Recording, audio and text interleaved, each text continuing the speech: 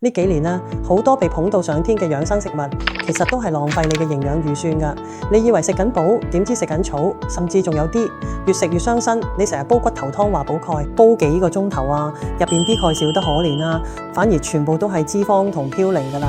咁你話鮮榨果汁健康啦，榨汁機一開啦，膳食纖維冇晒，糖分即刻升高啦，仲令到維他命 C 大量流失。你話飲紅糖水補血啦，要補夠每日需要嘅鐵質啦，咁你要飲足足180杯紅糖入邊嘅鐵啦，比起豬肝鴨血爭成10幾倍嘅。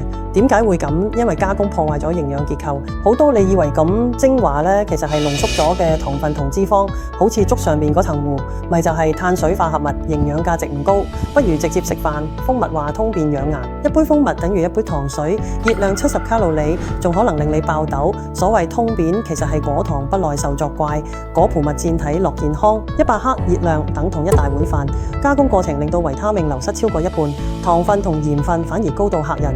如果要追住啲華而不實嘅養生神器，不如回歸返食材本身。煲湯唔係靠湯，係靠入邊嘅肉同菜啦，食材加少少鹽啦，先至真正有營養。想要維他命 C，直接食個蘋果好過榨汁。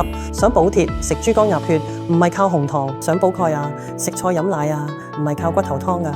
記住啦，完整、清淡、多樣化先係真養生。下次揀食物唔好只係靠聽人講，完整嘅食材啊，清淡嘅煮法啦，多樣化嘅餐單啦，先係真正養到你。